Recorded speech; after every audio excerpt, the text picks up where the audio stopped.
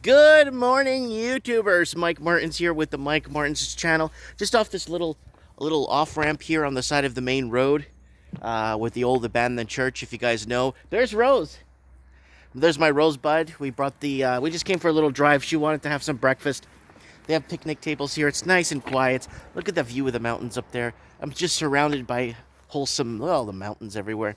What a beautiful morning. Now, I got an article I want to share with you guys, and it's about immigration and what's happening and what they're hiding from us, what they're keeping from us. It's kind of important that we talk about this because it's actually a really big deal. Because what's happened is, okay, I'm going to read this, and it's from Better Dwelling, so I printed it off. Canada is now completing 18 homes for every person the population grows. Now pay attention to this one, okay? Canadian home building lagged in the past, but it now far exceeds the population growth. CMHC data shows home completions started to outpace population growth last year. So, okay, so they're building more homes than the population is growing or rising or taking off. Let me just have a seat here, on this bench here. So it goes on to say, there are now 18 homes completed for every person. The population grows. Curiously, home prices have been soaring in growth. So there's 18 homes for... So this is it's crazy. So it kind of reminds me of, remember those empty ghost towns in China? They're still there. I mean, they haven't gone anywhere. They're falling apart, if anything, because no one's maintaining the infrastructure there. And buildings are just being bought to buy and hold, almost like shares in a company, right? Canadian home builders are still hammering out homes. Canadian real estate developers are busy delivering massive amounts of supply. There were 50,938 homes completed in Q4 of 2020. Wow, that's a lot. Down 11.2% from the previous quarter. Despite the minor setback, new home completions are up over 12.9% from the same quarter last year. Developers have been so busy, there are shortages from labor to lumber. So Canada's been in a huge labor shortage after the mass deportation of Portuguese families, and I think it was a couple of Greek families, but it was a lot of Portuguese were deported from Canada. And since 2007, 8, 9, they've had a massive labor shortage in Canada. It was the largest Q4 for completions in 2018. Before that, a Q4 hadn't seen this many completions since 2008. Again, 2007, 8, 9 is when they started deporting Portuguese families, right? Now, so there's a graph here that just goes right to the moon here. You can look it up on Better Dwelling. It's their third or fourth article down. Canada's population grew two by 6 people in Q. It's cut off at the top, guys, so I can't see that. It's half the line there. People in Q4 of 2020, down 89.1% from the previous year. That works out to a decline of 98.7% from the same quarter last year before. A lack of immigration is the primary reason this number fell sharply. So now, there's a lack of immigration in Canada. People are starting to see from overseas that the cost of living is too high, that the cost of operating is too high, that the taxation is too high, and the cost of living just a very normal, humble life is kind of becoming a rich man's thing. You know what I'm saying? And in 1993, Canada closed immigration completely from Europe. Unless you're from France and you speak French, you could come into Canada. But if not all the other countries, there's no way into the country. If you're from parts of Europe, people could comment below on friends and family or people they know that try to come from Europe since 93, and it's been a disaster. Canada completed 18 homes per person added to the population. The trend of higher and higher completions per person just reached something rarely seen outside of an overhang. The ratio works out to 18.4 homes per person added to the population. It's about 7 times the quarter before, which was already substantial 2 homes per person. For context, the average household is 2.9 people in Canada. In an optimistic scenario, annual completions are now larger than the average targeted household formation growth. It's a lot of supply, to say the least. Right? So there's an oversupply on the market. But who's buying it up? Well, when you start looking at the money that's coming into the country and Canada competing for wealthy investors, America's crying. America's crying for the $11.1 billion that came into America in 2021. America's crying. Oh, $11.1 billion in from Hong Kong in 2020. We're so screwed here. Prices going up. It's becoming out of reach from locals, and locals can't afford to live, blah, blah, blah. But hold on a second.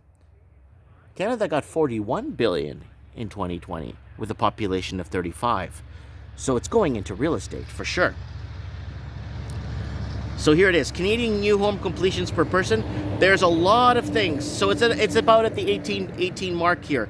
There's a lot of things that come to mind when looking at these numbers. But home prices are at the forefront. We're told home prices should slow as more supply is delivered or even fall. That's what we're seeing. And we're on the last line here.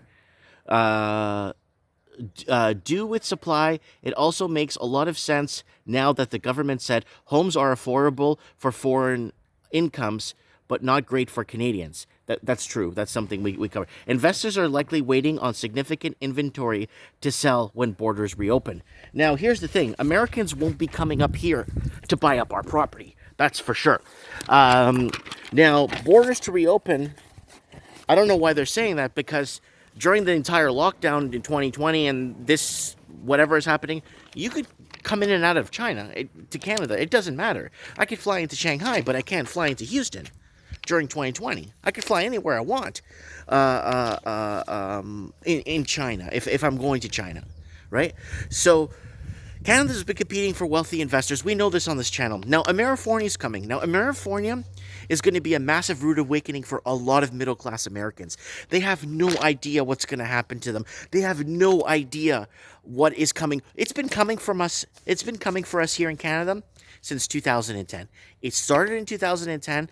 It started to get worse in 2012, and then 2014 started getting out of control. And the funny part is in 2010, a lot of the Canadians sold because already the average house was already 12 to 14 times the annual income. So people said, this is out of control.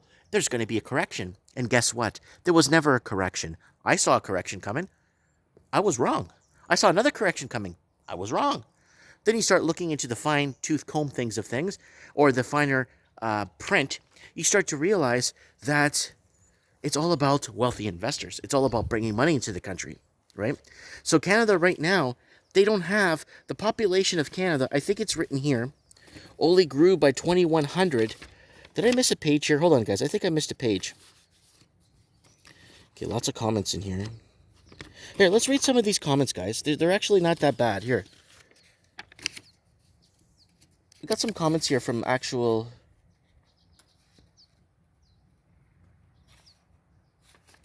I'm just trying to find here.